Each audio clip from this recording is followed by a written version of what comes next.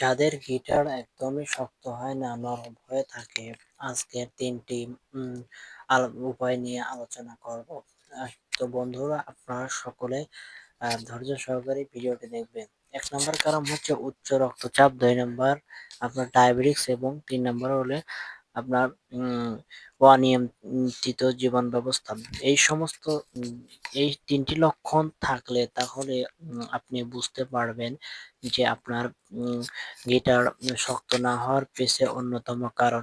কারণ ডায়াবেটিকস আপনার গিটার যদি আ উম থাকে তাহলে আপনার গিটার আগের মতো শক্ত হবে না বা দাঁড়াবে না বা নিচু হয়ে থাকবে। অনেকে আছে যে দেখা যাচ্ছে যে অনেকদিন ধরে ডায়াবেটিকস সমস্যায় ভুগছেন, বাট আপনি আ গিটার বাজাতে পারছেন না। তাদের জন্য এম এই ডায়াবেটিক্সটি মারাত্মক প্রভাব ফেলে। এছাড়া আপনার উচ্চ রক্তচাপ, যাদের উচ্চ রক্তচাপ রয়েছে তারা যদি আপনার আ দীর্ঘদিন ধরে আপনার উচ্চ রক্তচাপের ঔষধ সেবন করেন তাহলে আপনার এই ডায়াবেটিকস মে সরি আপনার এই উচ্চ রক্তচাপের এই প্রভাবটা মারাত্মক সমস্যা পারে এবং অনিয়মিত জীবন ব্যবস্থা। অনেকে আছে যে দেখা যাচ্ছে যে দীর্ঘদিন ধরে আপনার অনিয়মিত জীবন ব্যবস্থার কারণে আপনার গিটার শক্ত হচ্ছে না, দাঁড়াচ্ছে না। তাদের জন্য এই অনিয়মিত জীবন ব্যবস্থা এবং এলোমেলো খাবার-দাবার খাওয়ার কারণেও আপনার গিটার শক্ত না হওয়ার অন্যতম একটি কারণ।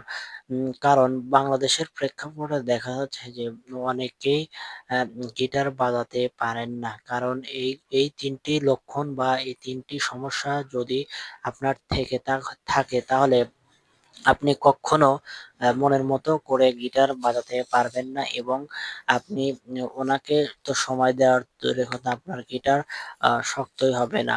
আ তো আপনাকে এগুলো যদি এই ৩ টি অভ্যাস যদি আপনি ছাড়তে পারেন বা উচ্চ রক্তচাপের ঔষধ যদি একটু কমায় দিয়ে বা ডায়াবেটিস ওষুধ একটু কমায় দিয়ে নিয়মতান্ত্রিক জীবন ব্যবস্থা যদি আপনি পরিচালনা করতে পারেন তাহলে আপনার গিটারের যে ডিসফাংশন গুলো রয়েছে এটি দূর হয়ে যাবে ইনশাআল্লাহ। এছাড়া আপনাকে নিয়মিত ব্যায়াম এবং শারীরিক পরিশ্রম করতে হবে এবং তারপর যদি আপনার জটিল কোনো সমস্যা থেকে থাকে তাহলে অবশ্যই আপনি একজন চিকিৎসকের পরামর্শক্রমে ডাক্তার আপনাকে যেভাবে চলাফেরা করতে বলবে ঠিক সেইভাবে আপনাকে চলাচল করতে হবে। তো বন্ধুরা, আজকের আলোচনা এ পর্যন্তই। সবাইকে আবারও সালাম। আসসালামু আলাইকুম ওয়া রাহমাতুল্লাহি তাআলা ওয়া বারাকাতুহু। ধন্যবাদ সবাইকে।